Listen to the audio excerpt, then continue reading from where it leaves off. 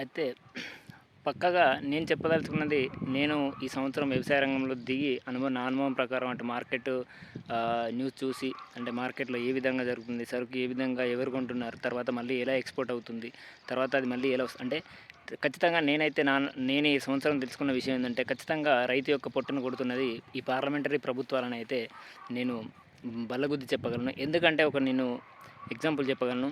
ఇక్కడ ఉత్పత్తి మార్కెట్ సరుకుగా మారి మళ్ళీ నిత్యావసర వస్తువుగా మారడానికి ఎన్ని రకాల పరిస్థితులని, అంటే మధ్యలో ఎంత ఉంది ప్రాసెస్ అనేది, మధ్యలో వ్యవస్థ అనేది ఏ విధంగా ఉంది, ఈ పార్లమెంటరీ ప్రభుత్వాలు సృష్టించినటువంటి వ్యవస్థ అనేది ఏ విధంగా ఉందని అయితే నేను చెప్తాను. ఇప్పుడు మనం మిర్చి వచ్చేసి ఒక 15 అంటే క్వింటా వచ్చేసి మనకు మార్కెట్లో ఇప్పుడు 15,000, అంటే తేజ రకం కనుక చూసుకున్నట్లయితే ఒక 15,000కు 16,000 క్వింటా ఉంది. అంటే ఒక రూ. 150 ఇక్కడ కేజీ పడుతున్నటువంటి, అంటే ఉత్పత్తిదారుడు ఎవడు, ఇక్కడ వ్యవసాయం చేసేవారు మాత్రం ఉత్పత్తిదారులు అవుతారు. సో ఉత్పత్తి చేస్తున్నటువంటి ఈ వ్యవసాయదారులు ఎంతకు విక్రయిస్తున్నారు మార్కెట్లో అంటే రూ. 150కు విక్రయిస్తున్నారు. మరి ఈ రూ. 150 యొక్క కాయలు, అంటే సరే రూ. 150 యొక్క కాయలు అంటే ఒక 2 కేజీలు, సరే 2 కేజీలు తీసుకున్నట్లయితే మనకు రూ. 300. ఆ రూ. 300 యొక్క పొడి అంటే కారం పట్టించినప్పుడు మనకు దాదాపు ఒక కేజీన్నర మిరప్పొడి అయితే ఖచ్చితంగా వస్తుంది. అంటే కేజీన్నర అంటే ఇప్పుడు ఈరోజు ఈ మనం అమ్మినటువంటి ముడి సరుకు ఇక్కడ మధ్యలో అర్తిదారు, దాని తర్వాత ఖరీదారు, దాని తర్వాత మళ్ళీ కంపెనీ, అంటే ఏదైతే మనకు ప్రోడక్ట్ని పొడిగా మార్చేటువంటి కంపెనీ అంటే మిల్లులు లాంటివి ఉన్నాయో అవి, మళ్ళీ తర్వాత దాన్ని మళ్ళీ వాళ్ళు ఒక గుత్తాగా మళ్ళీ ఒక ఖరాని, ఎవరెస్ట్ లాంటి కంపెనీలకు మళ్ళీ వాళ్ళు ఆర్డర్స్ తీసుకొని వాళ్ళకు పంపించడం, మళ్ళీ ఆ ఖరాని దాని నుంచి మళ్ళీ హోల్సేల్కి రావడం, మళ్ళీ హోల్సేల్ ఉంటుంది మళ్ళీ కిరాణాలకు రావడం, అంటే ఇంత ప్రాసెస్ జరుగుతుంది. అంటే ఇక్కడ ఉత్పత్తిదారుడు రూ. 150కు విక్రయిస్తుంటే అది మార్కెట్లో మన ఇంటి పక్కన ఉన్నటువంటి కిరాణా షాప్కి వచ్చే వరకు దాని యొక్క రేట్ అనేది రూ. 400. మీరు కనుక చూసుకున్నట్లయితే ఇప్పుడు 600 అంటున్నారు. ఒక కేజీ ఖరాని మిర్చి వచ్చేసి రూ. 600 కేజీ అంటున్నాడు. అంటే ఒక కేజీన్నరకు ఎంత పడుతుంది? 900, అంటే రూ. 900 ఒక కేజీన్నరకు పడుతుంది. అంటే ఇక్కడ ఉత్పత్తిదారుడు విక్రయించింది ఎంతకు? 2 కేజీల మిరప అంటే 300, అంటే 300 ఎక్కడ, 900 ఎక్కడ, అంటే మధ్యలో రూ. 600 మరి ఎవరు అనుభవిస్తున్నారు? అంటే మధ్యలో దళారీ వ్యవస్థ అనేది అనుభవిస్తుంది. దళారీ వ్యవస్థ అని ఎందుకు అంటున్నానంటే, ఇక్కడ కష్టం చేసేవాడు 30% ఉంటే వాని కష్టం మీద బతికేవారు 70% ఉన్నారు. అలా ఈ మార్కెట్ వలయం అనేది సృష్టించబడి ఉంది పార్లమెంటరీ ప్రభుత్వాల ద్వారా. అదే కనుక ఒక చట్టం కనుక తీసుకొచ్చి ప్రభుత్వాలు ఏదైతే ఉత్పత్తిదారు నుంచి నేరుగా నిత్యావసర వస్తువుగా మళ్ళీ జనాలకు చేరవేసే విధంగా కనుక ఏర్పాటు అనేది చేసినట్లయితే అప్పుడు ఖచ్చితంగా రైతుకైతే న్యాయం జరుగుతుందని నేను చెప్పగలను. ఎందుకంటే సరే కేంద్ర ప్రభుత్వం మరి చట్టం తీసుకొచ్చింది, బీజేపీ ప్రభుత్వం రాగానే జీఎస్టీ, గూడ్స్ సర్వీస్ ట్యాక్స్ అనేది ఒకటి తీసుకొచ్చింది. దానివల్ల ఏం జరిగింది? నిత్యావసర వస్తువుల రేట్లు అనేది విపరీతంగా పెరిగిపోయినాయి. వాళ్ళు ఏమన్నంటే మాకు జీఎస్టీ పడుతుంది కాబట్టి మేము రేట్స్ పెంచేసినామని వాళ్ళు మధ్యలో ఉన్నటువంటి కంపెనీలు, మార్కెట్ వ్యాపారులు ఈ విధంగా చెప్పుతున్నారు. మరి అదేవిధంగా జీఎస్టీని పెంచి నిత్యావసర సరుకులు, అంటే మధ్యలో జీఎస్టీ చట్టం తేవడం వల్ల కూడా లాభపడింది ఎవరు? మధ్యలో ఉన్నటువంటి దళారీ వ్యవస్థ మాత్రమే బాగుపడింది. కానీ ఇక్కడ ఉత్పత్తిదారుడైనటువంటి రైతుకు ఏ విధంగా న్యాయం జరిగిందో జీఎస్టీ చట్టం వల్ల అంటే ఏమీ లేదు.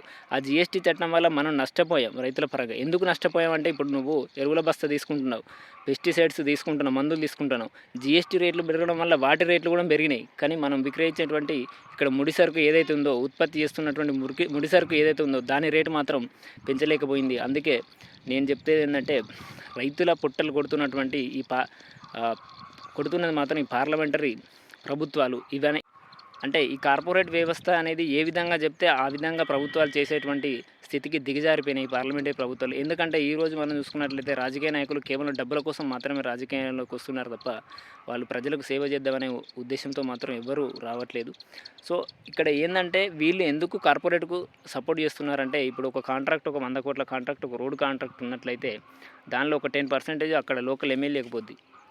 అంటే ఆ రోడ్డు వేయడం వల్ల లాభమా నష్టమా, ఈ ప్రజాధనం కదా మరి వినియోగిస్తున్నా అనేది ఆలోచించే పరిస్థితిలో ఏ రాజకీయ నాయకుడు లేడు. నాకు కమిషన్ వస్తుందా లేదా, సరే 10% అంటే నాకు 10 కోట్లు వస్తే నా జేబు నిండుతుంది కదా అనే ఆలోచనలో మాత్రమే ఈ రాజకీయ నాయకులు ఉన్నారు తప్ప మరి ఏ విధంగా ఇది ఉపయోగపడుతుంది జనాలు అనేటువంటి ఆలోచించే స్థితిలో రాజకీయ నాయకులు లేరు.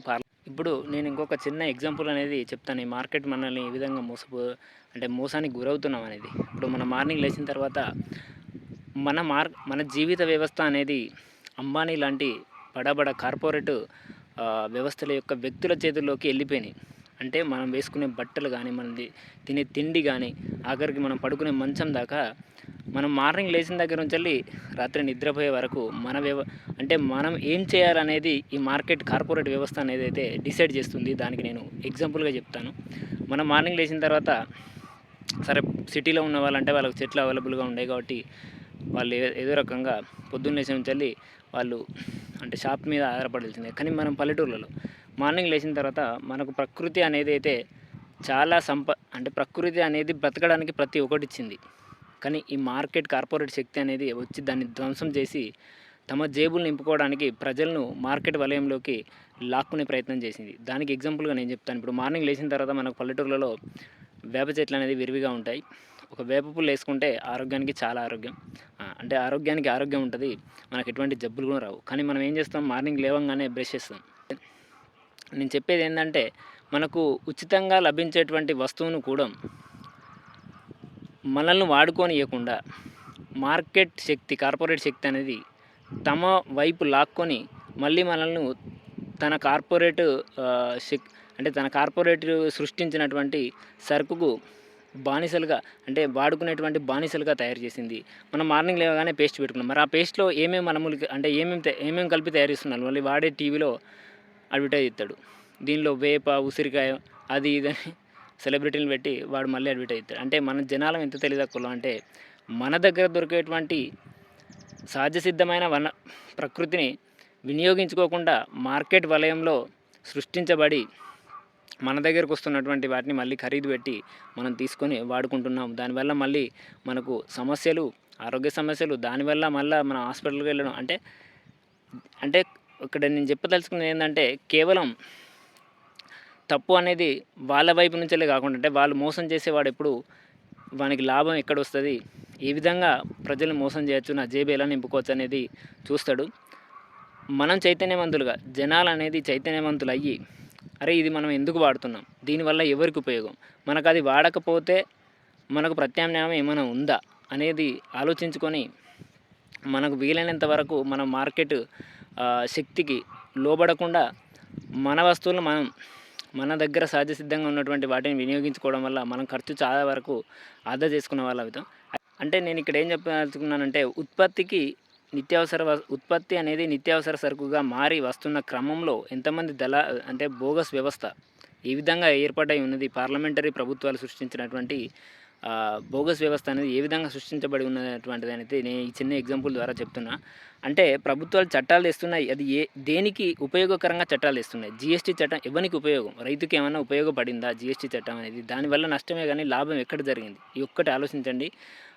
మీరు ఒక 10 మందితో చర్చించినా కూడా కొంచెం చైతన్యం అనేది జనాల్లో రావాలనే ఉద్దేశంతోనే నేను ఈ విధంగా చెప్పడం జరుగుతుంది. అంటే జిఎస్టీ పెంచడం వల్ల మనకు సరుకుల రేట్లు మారినాయి, మనం తెచ్చుకునే ఎరువుల రేట్లు మారినాయి, ఇటు మందులు కెమికల్స్ రేట్లు పెరిగినాయి. కానీ మనం చేసేటువంటి ఉత్పత్తికి మాత్రం రేటు అదే విధంగా ఉంది. అంటే దేనికి పనిచేస్తున్నాయి ఈ పార్లమెంటరీ ప్రభుత్వాలు? దేనికి ఆపు కాస్తున్నాయి, దేన్ని రక్షిస్తున్నాయి అంటే కార్పొరేట్ వ్యవస్థని సృష్టించిన మార్కెట్ వలయాన్ని మాత్రమే రక్షిస్తున్నాయి. మనం ప్రజలం గొర్రెల్లాగా అదే పార్లమెంటరీ ప్రభుత్వాలకు తలొంచి మళ్ళీ ఓట్లేస్తున్నాం. నేను మొదట్లో చెప్పినట్టుగా మన జీవన వ్యవస్థ అనేది భారతదేశంలో మట్టుకు మాత్రం అంబానీ లాంటి బడా కార్పొరేట్ వ్యక్తుల చేతుల్లోకి వెళ్ళిపోయింది. అంటే వాళ్ళు శాసిస్తున్నారు మనం ఎలా బతకాలి, ఏం తినాలి, సాయంత్రం పడుకునే వరకు వాళ్ళు మాత్రమే శాసిస్తున్నారు మన జీవన వ్యవస్థని. ఎక్కడో మారుమూల అటవీ ప్రాంతంలో ఉన్నటువంటి గిరిజనులు మాత్రమే ఖచ్చితమైన మానవ విలువలతో కూడిన, అదేవిధంగా ఆరోగ్యవంతమైన జీవన విధానాన్ని ఎటువంటి కార్పొరేట్ శక్తులు ఎటువంటి కార్పొరేట్ శక్తులకు గురి కానటువంటి జీవన వ్యవస్థను వాళ్ళు కొనసాగిస్తున్నారు. మీరు యూట్యూబ్లో కనుక చూసినట్లయితే వాళ్ళ జీవన విధానం చాలామంది ట్రైబల్ కుర్రోళ్ళు, ఇప్పుడు కొండదొర రాజుగాని వీళ్ళని ఇట్లాంటి వాళ్ళు చాలామంది వీడియో చేసి పెడుతున్నారు. అంటే వాళ్ళు ఇంకా మార్కెట్ వలయాన్ని వాళ్ళంటే అవగాహన లోపం అనే మనం అనుకుంటున్నాం. కానీ నాకు తెలిసినంత వరకు అదే లైఫ్ బెటర్ అనిపిస్తుంది. ఎందుకంటే వాళ్ళకు ఇటువంటి డబ్బు డబ్బు వ్యామోహం కానీ ఇలాంటివి ఉండే వాళ్ళు సహజంగా ప్రకృతి ఇచ్చినటువంటి వనరులను వాడుకొని వాళ్ళు మానవ విలువలను కాపాడుకుంటూ వస్తున్నారు. సో అటువంటి వాళ్ళ మీద అంటే వీళ్ళు కూడా మన మార్కెట్ వ్యవస్థలోకి రావాలి. వీళ్ళకు కాపు కాస్తున్నది ఎవరు? వీళ్ళు చైతన్య అంటే వీళ్ళు ఇంకా అభివృద్ధి చెందుతలేరు. ఈ అటవీ ప్రాంతంలో ఉన్నటువంటి గిరిజనులు అభివృద్ధి అనేది వీళ్ళకు చెందుతలేదు, అభివృద్ధి లేదు వీళ్ళ దగ్గర అని ఈ పార్లమెంటరీ ప్రభుత్వాలు మనకు చెప్పి అరే నిజంగానే కదా వీళ్ళు అభివృద్ధి లేదు, రోడ్లు లేవు, వీళ్ళ దగ్గర ఏం లేవు అనే విధంగా మనల్ని ఒక మాయ చేస్తున్నారు. వాళ్ళను కూడా చాలామంది వాళ్ళలో కూడా ఒక మాయను సృష్టించి దాన్ని అక్కడ ఉన్నటువంటి వాళ్ళు వాడట్లేదు, మన సరుకులను వాడట్లేదు, మన మార్కెట్ వలయంలో వీళ్ళు చిక్కుకోవడం లేదు, మనకి ఇంకా ఆదాయం తగ్గిపోతుందనే ఉద్దేశంతో వాళ్ళని కూడా లాక్కునే ప్రయత్నంగా చేస్తున్నారు. అంటే ఇప్పుడు అంబానీ ఏ విధంగా శాసిస్తున్నాడు, మరి మార్నింగ్ లేచినాం, బ్రష్ చేసుకున్నాం, అది వాడు సృష్టించిన సూపర్ మార్కెట్ నుంచి వచ్చిన సరికే. నువ్వు వాడేటువంటి ప్రతి ఒక్క వస్తువు వెళ్ళి డీమార్ట్ కానీ, రిలయన్స్ మార్ట్ కానీ ఇట్లాంటి వాటిలో తెచ్చుకున్నటువంటి సరికే. అంటే ఆదాయం అనేది ఎక్కడికి వెళ్ళిపోతుంది, కార్పొరేట్ శక్తికి వెళ్తుందా లేదా? అంటే చాలామంది దానివల్ల ఉపాధి పొందుతున్నారనేది చాలా ఇది చైతన్యం లేని ప్రజలు మాట్లాడుతున్నటువంటి విషయం. వాళ్ళు ఉపాధి ఏ విధంగా ఇస్తున్నారు? మరి సూపర్ మార్కెట్ కార్మికులు కానీ అందులో పనిచేస్తున్నటువంటి వారి జీతాలు అనేది మనకు తెలియంది కాదు. నెలకు వచ్చేసి 12,000 13,000 అంటే మనకు అంతే ఉంటాయి. మరి వాళ్ళకి ఆదాయం మాత్రం కొన్ని వేల కోట్లలో చాలా ఆదాయం. మనం రీసెంట్గా అనంతమ్మని పెళ్లి కూడా చూసినాం. దానికి దాదాపుగా 600 కోట్ల వరకు ఖర్చు, అంటే వందలనే, మనకు 10లలో కాదు 100 కోట్లలో మాత్రం ఖర్చు పెట్టారని. అంటే నేను ఇందాక చెప్పినట్టు అటు గిరిజన అంటే అటవీ ప్రాంతంలో జీవిస్తున్నటువంటి గిరిజనులు మా మార్కెట్ వలయంలోకి రావట్లేదు, వీళ్ళ వల్ల కూడా మేము నష్టపోతున్నాం. అంటే ఇప్పుడు మోసపోయే వాడికి, డబ్బులు సంపాదించుకున్న వాడికి ఇంకొక రూపాయి వస్తే నా జేబులోకి బాగుండే క్రమంగా అని వానికి ఆలోచన ఉంటుంది. కానీ ప్రజల ఆరోగ్యం దెబ్బతింటుంది, ప్రజలకు నష్టం జరుగుతుంది దీనివల్ల అని వానికి ఏ విధమైనటువంటి పట్టింపు ఉండదు, వాని సుఖాలు వాడు చూసుకుంటాడు. సో అదేవిధంగా మనం చూసుకున్నట్లయితే దాదాపుగా ఆంధ్రప్రదేశ్, తెలంగాణలో చాలా వరకు అటవిక విస్తీర్ణం అనేది అయితే తగ్గిపోయింది చాలా వరకు. అంటే కొన్ని ప్రాజెక్టుల వల్ల, అదేవిధంగా మనకు గిరిజనులు అంటే ఉపాధి లేక, అంటే వాళ్ళు కూడా కొంచెం పోడు భూములు చేసుకోవడం వల్ల, అంటే వాళ్ళ తప్పేం లేదు, వాళ్ళకు జీవన వ్యవస్థ అనేది వ్యవసాయం మీద ఆధారపడి బ్రతకాలి అనే ఉద్దేశంతోనే వాళ్ళు ఎంతో కొంత పోడు భూములు, అంటే వాళ్ళు ఒక రకంగా మేలే చేస్తున్నారు వ్యవసాయం చేసి, అంటే నేలలు కలుషితం కాకుండా. కానీ కొన్ని రకాల మనకు మైనింగ్ వ్యవస్థలు అయితే చాలా వరకు భూమిని చాలా వరకు కలుషితం చేసింది కార్పొరేట్ కంపెనీల యొక్క మైనింగ్ వ్యవస్థ.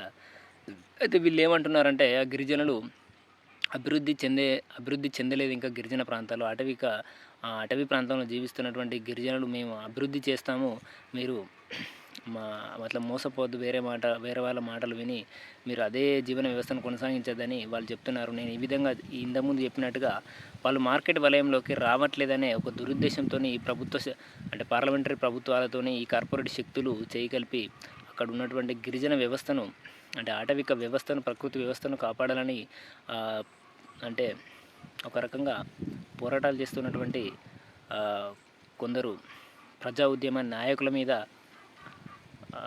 ప్రభుత్వాలు అనేది చేయగలిపి చాలా దాష్టికంగా వాళ్ళ మీద దాడులు అనేది అయితే మనం రీసెంట్గా ఈ బీజేపీ ప్రభుత్వం వచ్చిన తర్వాత చాలా వరకు చూస్తున్నాం. అంటే ఇంకొక విషయం దీనిలో భాగంగా నేను చెప్పదలుచుకున్నది ఏంటంటే, ఖచ్చితంగా మాట్లాడుకోవాల్సినటువంటి విషయం, ఎందుకంటే మనకు సరైన టైంలో వర్షాలు కూడా రావట్లేదు.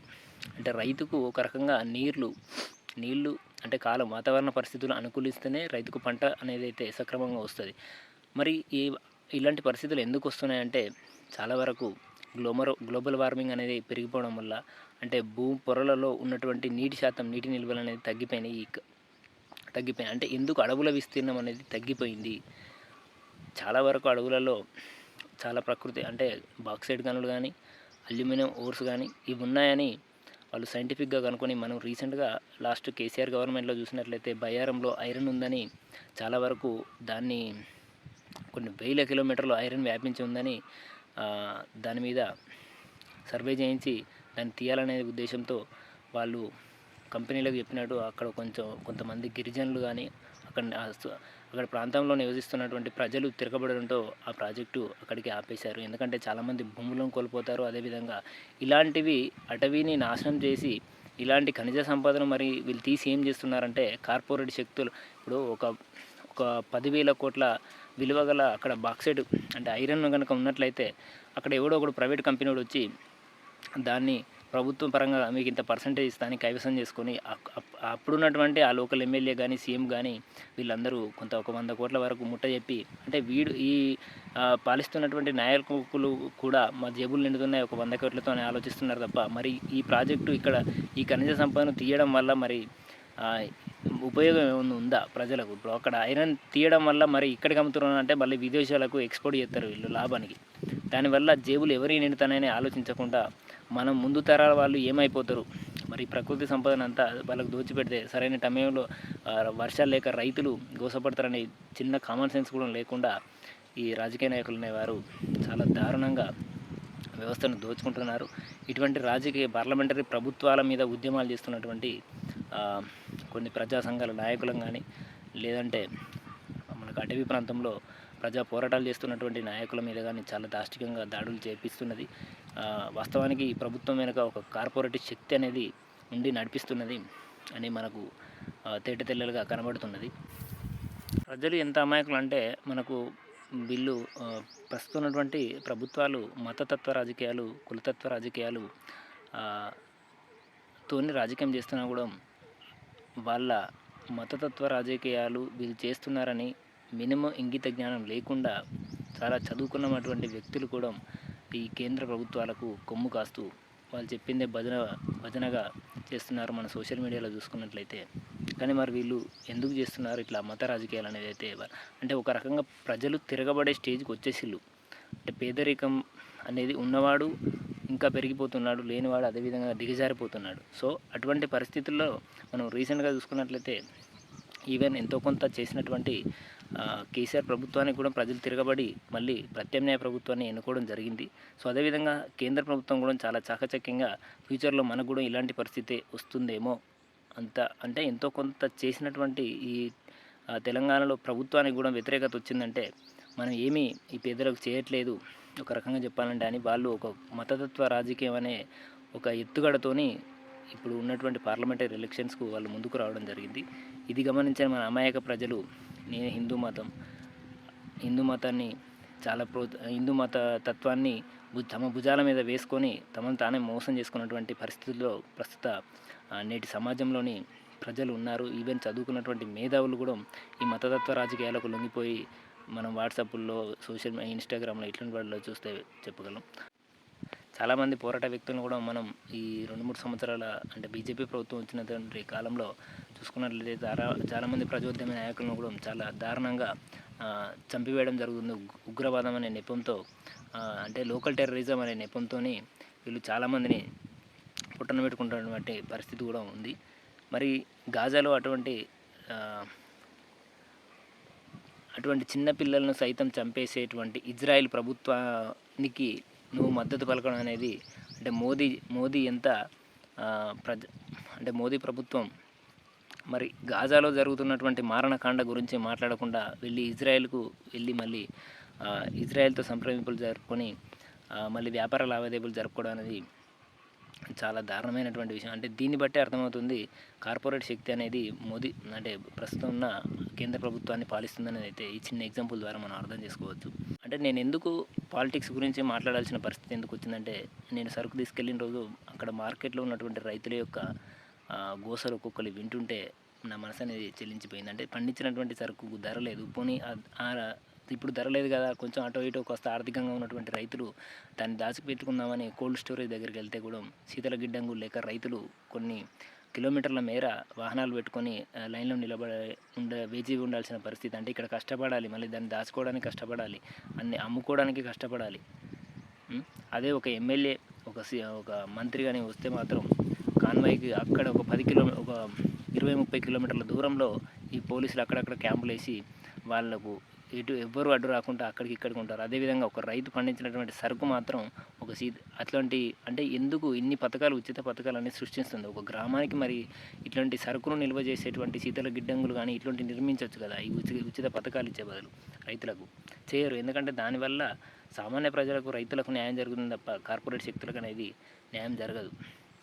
అంటే దళారీ వ్యవస్థకు దోచిపెట్టలేమనే ఉద్దేశంతో ఇట్లాంటి నిర్ణయాలు ఇట్లాంటి జీవోలు పాస్ చేయరు మన పార్లమెంటరీ ప్రభుత్వాల అనేది అయితే నేను ఈ సందర్భం ద్వారా తెలియజేసుకున్నాను.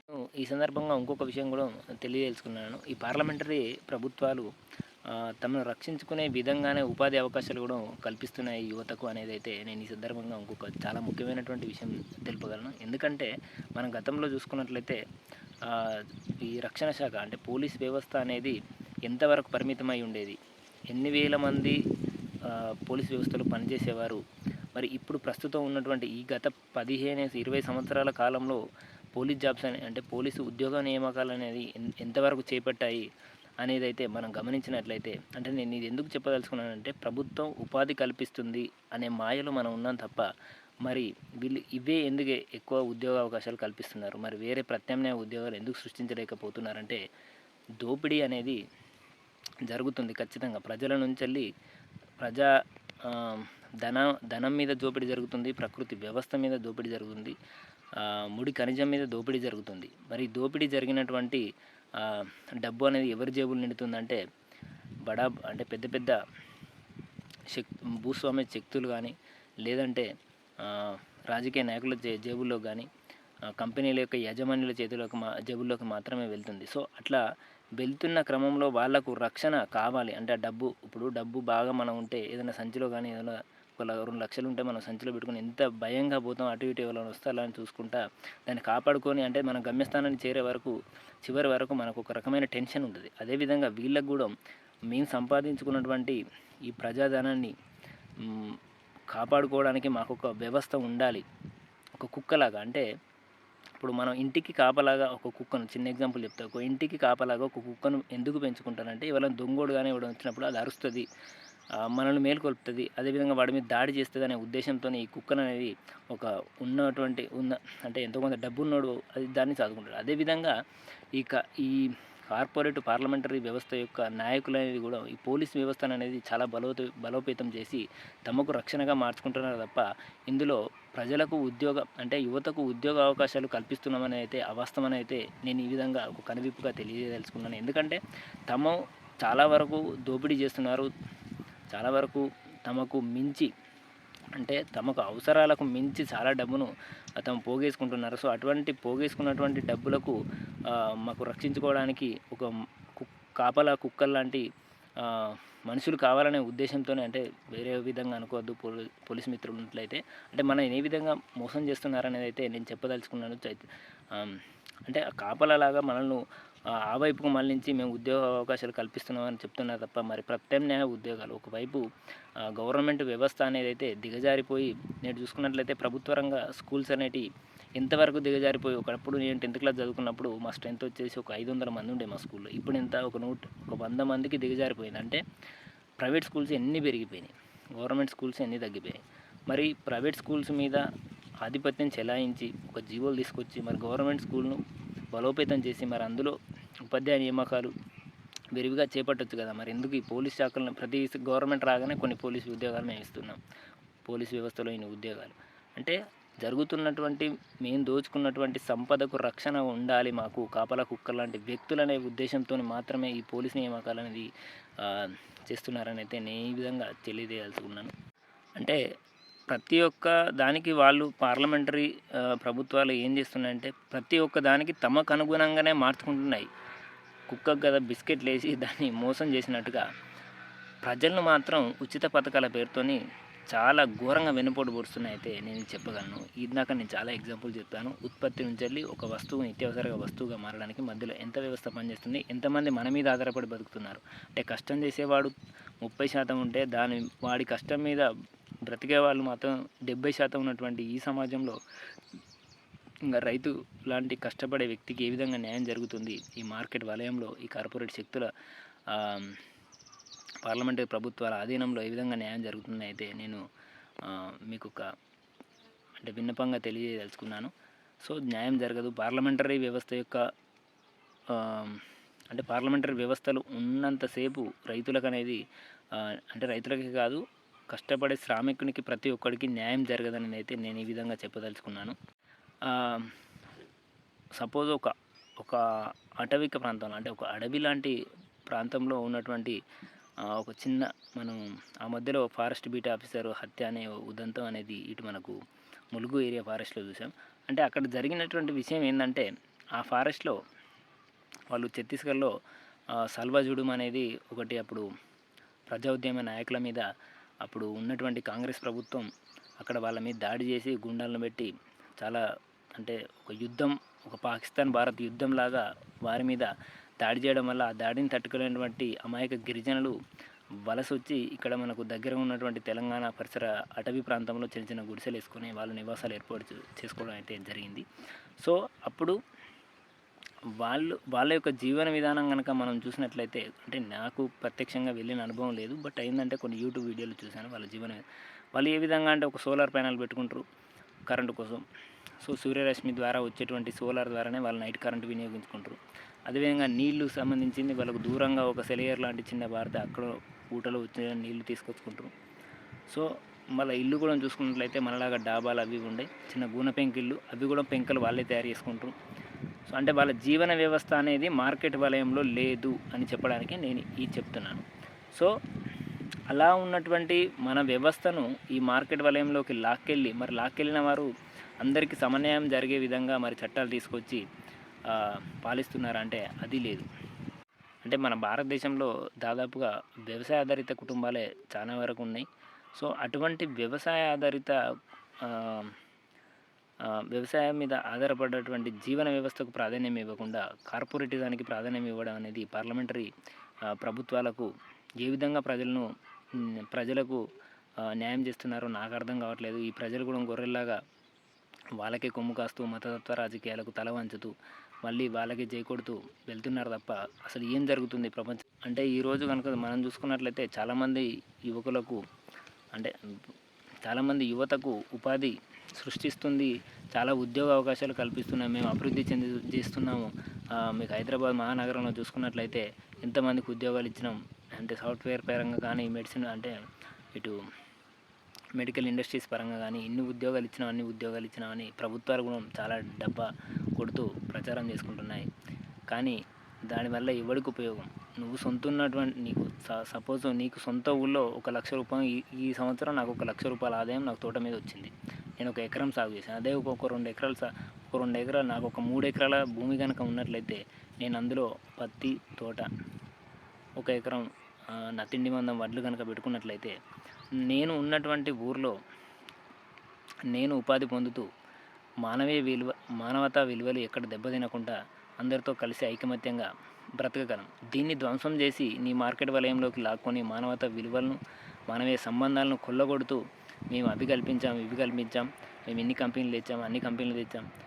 నేను ఎందుకు చెప్తున్నానంటే ఒక మనిషి 60-70 సంవత్సరాలు బతికితే తను కష్టపడుతూ మరి చనిపోయిన నాడు ఇదంతా ఏమైనా తీసుకోపోవద్దురా అంటే ఏమీ తీసుకోపోడు.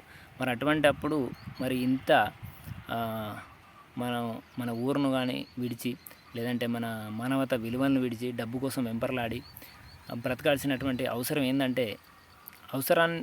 ఏంటంటే అట్లాంటి మార్కెట్ వలయంలో మనం బ్రతుకుతున్నాం కాబట్టి మనకి ఈ దుస్థితి అనేది పట్టింది. అంటే నేను గిరిజన ప్రాంత వాసుల గురించి మనకు వ్యత్యాసం ఎందుకు నేను చెప్తున్నానంటే వాళ్ళు చక్కటి మానవత విలువలతోనే ఆరోగ్యకరమైనటువంటి జీవనం గడుపుతున్నారు. కానీ మనం మాత్రం ఈ మార్కెట్ వలయంలో పడి కొట్టుమిట్టాడుతూ జాబులు అంటూ అదంటూ ఇదంటూ సిటీకి వెళ్ళి సరైన ఆరోగ్యకరమైన తిండి తినక మళ్ళీ అనారోగ్య సమస్యలతో మళ్ళీ హాస్పిటల్లోకి పోయి మళ్ళీ ఈ విధంగా జబ్బులు తెచ్చుకొని మనం సరిగా జీవనం గడపక ఇటు మన జీవన వ్యవస్థ సరిగా ఉండదు, మన ఆరోగ్యం సరిగా ఉండదు, టెన్షన్ లైఫ్.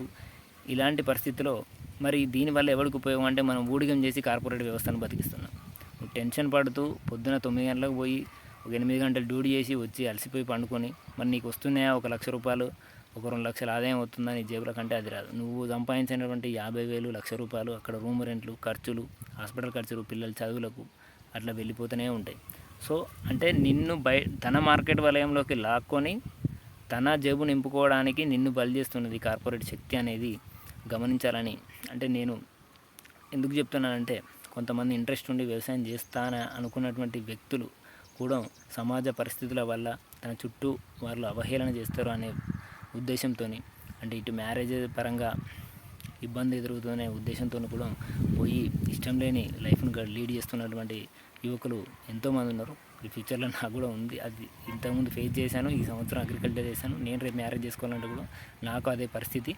సో ఏంటంటే పరిస్థితులు అనేది అలాగే ఉంటాయి, కానీ వాటిని ఎదుర్కొని అర్థం చేసుకునేటువంటి వ్యక్తులను చేసుకొని మనకు నచ్చిన లైఫ్ను మనం బతికి చనిపోవాలనేది నా యొక్క అంటే నేను అనుకున్నటువంటి ముఖ్యమైన విషయం. అంటే నేను ఈ విధంగా ఈ వీడియో ద్వారా తెలియజేసుకుంటే కేవలం ప్రశ్నించే తత్వం ఉన్నవారు మాత్రమే ప్రశ్నించడం కాకుండా సామాన్య జనజీవనంలో ఉన్నటువంటి మనం చదువుకున్న వాళ్ళం, చదువు లేని వాళ్ళం, రైతులం కూడా ఎప్పటికప్పుడు ప్రభుత్వాన్ని ప్రశ్నించాలి. దానివల్ల కొంచెం వెనక్కి తగ్గే అవకాశం ఉంది. ప్రభుత్వాలు కూడా మనపైన దురహంకారంతో ఉండకుండా ఎంతో కొంత తగ్గి ఉండడానికి ఆస్కారం ఉందనే ఉద్దేశంతో నేను చెప్తాను. ఎప్పుడూ ఎవరో మేధావులు, పోరాట నాయకులు వాళ్ళే ప్రభుత్వం పైన తిరగబడి బలవుతున్నారు తప్ప ప్రజల్లో చైతన్యం అనేది పూర్తి స్థాయిలో రావట్లేదు. ప్రజల్లో పూర్తి స్థాయిలో చైతన్యం కనుక ఉన్నట్లయితే వాళ్ళ కష్టానికి ఫలితం అనేది తప్పకుండా ముందు తరాల్లో మనం చూడకపోవచ్చు, బట్ ముందు తరాల్లో మాత్రం వాళ్ళు చూస్తారు.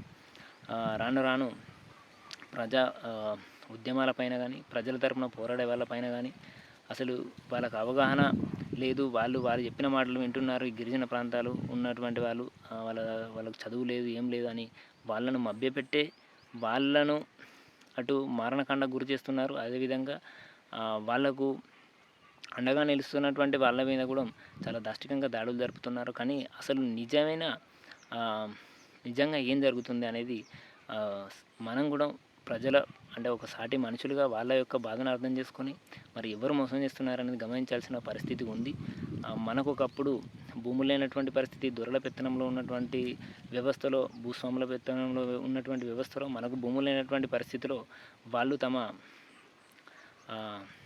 జీవితాలను పణంగా పెట్టి మనకి ఈరోజు తల ఒక 2 ఎకరాల 3 ఎకరాల భూమి ఉంది. సామాన్య జనాలకు, సామాన్య వర్గ వ్యవస్థలో ఉన్నటువంటి అంటే కేవలం రెడ్డిస్కి కాకుండా మనలాంటి నిమ్న వర్గాలకు చెందినటువంటి వాళ్ళకు కూడా ఈరోజు మనకు కింది స్థాయిలో ఉన్నటువంటి కులాల వర్గాలకు చెందినటువంటి వాళ్ళకు కూడా మనకి ఈరోజు మనం ఈ భూములు సాగు చేసుకోగలుగుతున్నాం, మన కాళ్ళ మీద మనం నిలబడగలుగుతున్నాం అంటే ఎంతో కొంత వాళ్ళ జీవితాలను పణంగా పెట్టి పోరాడినటువంటి నాయకులు ఎందరో ఉన్నారు. ప్రతి ఒక్క ఊరిలో ఎంతోమంది బలయ్యారు. సో నేనేం చెప్పదలుచుకున్నానంటే మనం లబ్ధి పొందాం, బాగుపడ్డాం, కానీ ఒక రకంగా నష్టం అయితే జరగలేదు కదా. అప్పటి నుంచి ఇప్పటి వరకు చూసుకున్నట్లయితే ప్రజోద్యమ నాయకుల పరంగా మనను చైతన్యం కలిగించే నాయకుల పరంగా మనకు నష్టం కలగలేదు కదా.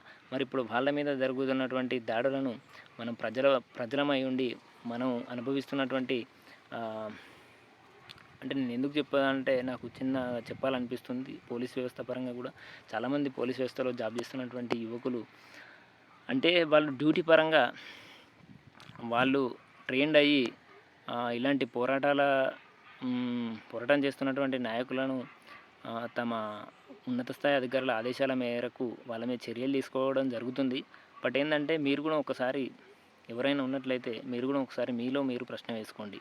మరి ఈరోజు నేను ఎంతో కొంత మా అమ్మ నాన్న వ్యవసాయం చేసి నన్ను చదివించి ఈ విధంగా నేను ఒక పోలీస్ కొలువులో స్థిరపడడానికి కారణం మరి అదే కనుక నాకు ల్యాండ్ లేకపోతే నేను ఏదో కూలీ పనులు చేసుకుంటూ నేను గట్లనే పడి ఉండేటోని.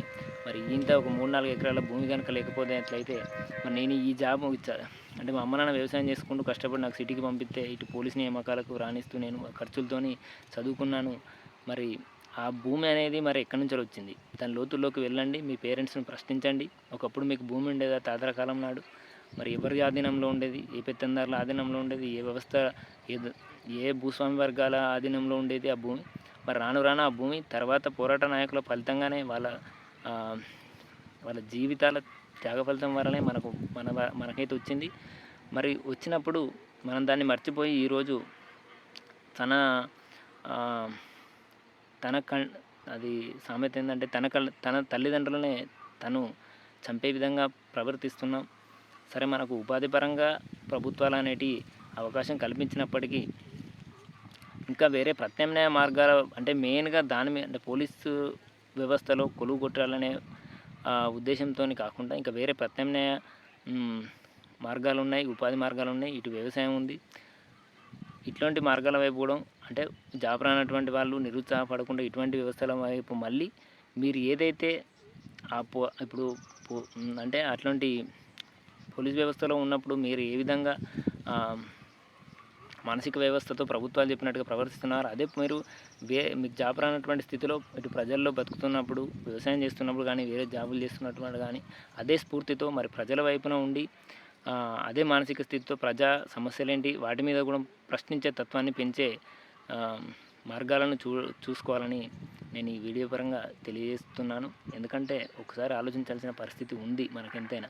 మనం జాబ్ దొరికింది కదా అని ప్రభుత్వ వర్గాలు చెప్పినట్టుగా కాకుండా సామాన్య జనాలను కూడా పట్టించుకోవాలి. ఈ పోలీస్ వ్యవస్థలలో కూడా అంటే ఈ పోలీస్ వ్యవస్థ గురించి మాట్లాడాల్సిన పరిస్థితి నాకు ఎందుకు వచ్చిందంటే, నేను గతంలో మా ఊరిలో ఒక ఎకరం ల్యాండ్ ఒక భూస్వామి వర్గానికి చెందిన నాయకుడు, అంటే భూస్వామి అని చెప్పలేను, ఒక రాజకీయ శక్తి అండదండలతోని బతుకుతున్నటువంటి నాయకుడు, కష్టం చేయకుండా రాజకీయ పరంగా బతుకుతున్నటువంటి నాయకుడు తను ఒక అబద్ధపు బూటకాన్ని సృష్టించి మా మీద మా పెద్దనాన్నకు అంటే మా వారసత్వంగా వచ్చినటువంటి ల్యాండ్ను కొంచెం మాయమాటలు చెప్పి తన లిటరేచర్ పర్సన్ అయినటువంటి మా పెద్దనాన్నను లోబర్చుకొని తను ఆ భూమిని అనేటువంటిది కబ్జా చేయడం జరిగింది. సో నేను ఎందుకు చెప్తున్నానంటే, ఈ పోలీస్ వ్యవస్థ పరంగా పోలీసులు కూడా అప్పుడు ఆ టైంలో నేను వెళ్ళి పోలీస్ స్టేషన్లో కంప్లైంట్ ఇచ్చినప్పుడు కానీ, మా పేరెంట్స్ కంప్లైంట్ ఇచ్చినప్పుడు కానీ, వాళ్ళు ఎంతసేపు ఏ రాజకీయ నాయకుడు వస్తున్నాడు, ఏ బందోబస్తుకు వెళ్దామా, ఇక్కడ మీటింగ్ ఎక్కడుంది, అక్కడికి రాజకీయ నాయకుడు వస్తాడు, ఇంతమంది పోలీసులు పోదాం, అంతమంది పోలీసులు పోదాం, ఆ ఎస్ఐ పోయిండు అటు, అంటే ఒక 3 days తిరిగినా కూడా ఒక ఎస్ఐ అందుబాటులో లేనటువంటి పరిస్థితిలో కనిపించింది నాకు. అప్పుడు అనిపించింది, అంటే పోలీస్ వ్యవస్థ ఎవరికి పనిచేస్తుంది, ప్రభుత్వాలకు పనిచేస్తుందా, సామాన్య జనాలకు పనిచేస్తుందా అనేది నాకు ఆ రోజు అర్థమైంది. సో ఎందుకు చెప్తున్నానంటే, ఈ విధంగా ఉన్నాయి ప్రజా సమస్యలు అనేది. సరే ఈ రోజు నాది కావచ్చు, రేపు ఇంకోళ్ళది కావచ్చు, ఇంకోళ్ళు, అంటే నీకు ప్రజాధనాన్ని నువ్వు అనుభవిస్తున్నావు. ఏ రాజకీయ నాయకుడు తమ జేబుల్లోంచి తీసి జీతాలు ఇవ్వట్లేదు, కానీ నువ్వు ప్రజాధనాన్ని అనుభవిస్తున్నావు. అటువంటిప్పుడు ప్రజా సమస్యలను ముందు పట్టించుకొని, సరే నీకు పైనుంచి ఒత్తిడి ఉండొచ్చు, కానీ ఒక సాటి మనిషిగానన్నా నీ దగ్గరికి వచ్చినప్పుడు సమస్యను స్వీకరించి దానికి తగిన న్యాయం చేయాలి. పోలీస్ వ్యవస్థలో ఉన్నటువంటి మిత్రులు కూడా ఎవరైనా ఈ వీడియో చూసినట్లయితే ఆ వ్యక్తులు కూడా కొంచెం ఆలోచించాలి అని నేను దీని పరంగా కొంచెం విన్నవించుకుంటున్నాను. అంటే నేను ఎందుకు చెప్తున్నానంటే, మనం ఈ మధ్య కాలంలో చూసుకున్నట్లయితే చాలా దేశాలు యుద్ధాలు అనేది జరుగుతున్నాయి. మరి అటువంటి యుద్ధాలు అక్కడ జరుగుతున్నాయి.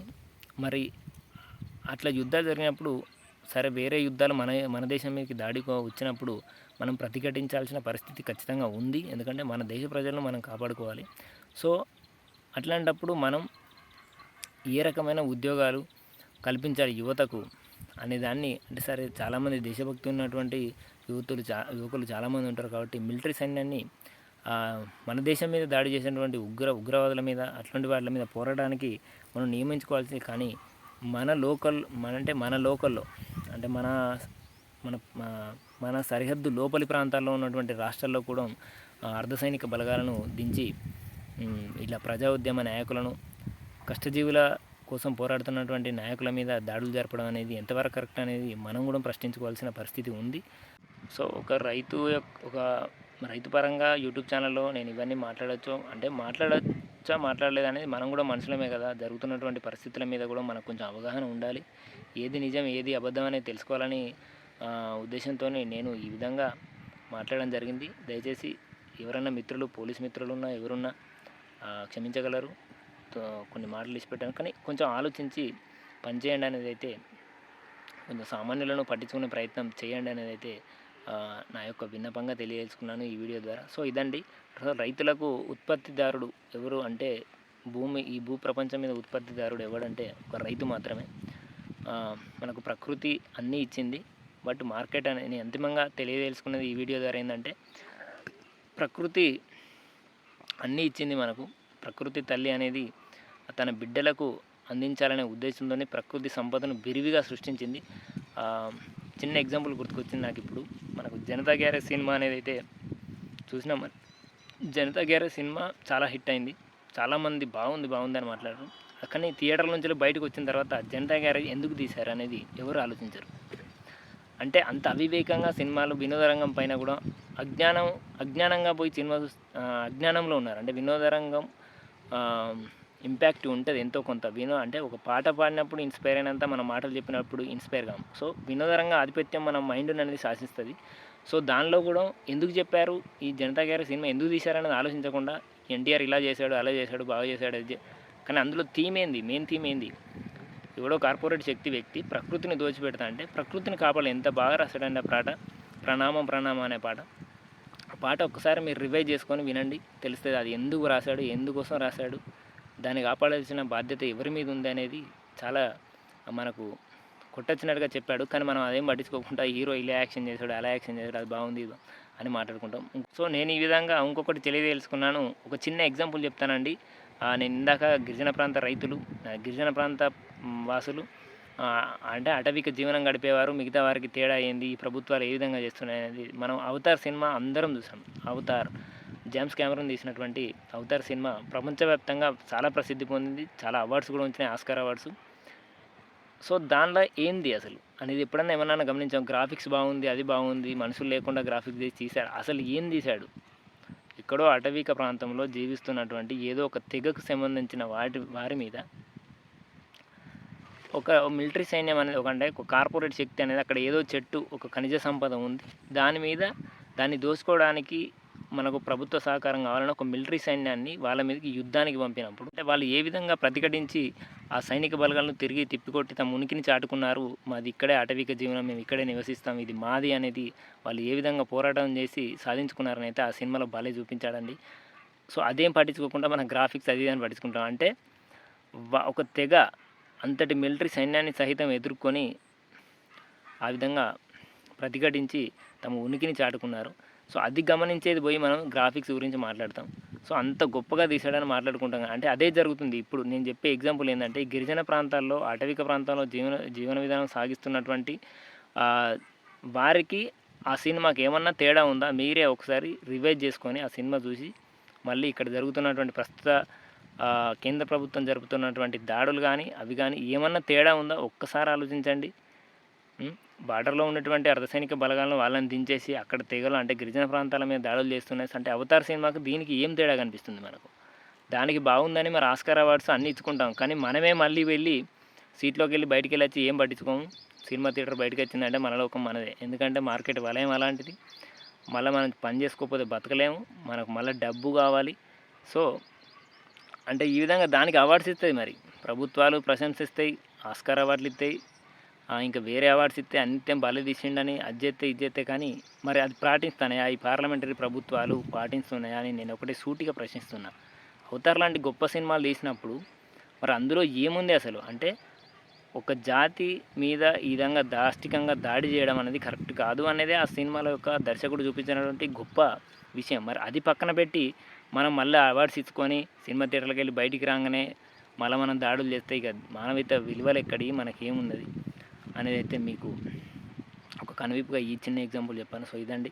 సో నేను ఈ సంవత్సరం అయితే మిరప కొంచెం ఎంతో కొంత అంటే ప్రతి సంవత్సరం యొక్క అనుభవం అనేది ముందుకెళ్తా అంటే ఎంతో కొంత మనకు ఇంకా రెట్టింపుగా ఆదాయం అంటే రెట్టింపుగా ఉత్పత్తి సాధించడానికి ఆస్కారం ఉంటుంది. సో ఈ విధంగా అంటే ఈ సంవత్సరం ఎంతో కొంత పండించాను. బట్ ఏంటంటే నాకు నిరాశ ఎక్కడ కలిగిందంటే ఈ వ్యవస్థ మీద నిరాశ కలగడం వల్ల నేను ఇదంతా సుదీర్ఘంగా చెప్పాల్సిన పరిస్థితి వచ్చింది. ఒక వెనక్కి వెళ్ళి మొత్తం ఏ విధంగా దోపిడీ జరుగుతుంది వ్యవస్థ అనేది, కష్టపడేవాడి మీద శ్రామికుడి మీద ఏ విధంగా దోపిడీ జరుగుతుంది అనేది ఈ వీడియోలో తెలియజేయాలనే ఉద్దేశంతో ఈ సుదీర్ఘ చర్చతో కూడినటువంటి ఈ వీడియో మీకు అందిస్తున్నాను. ఎవరైనా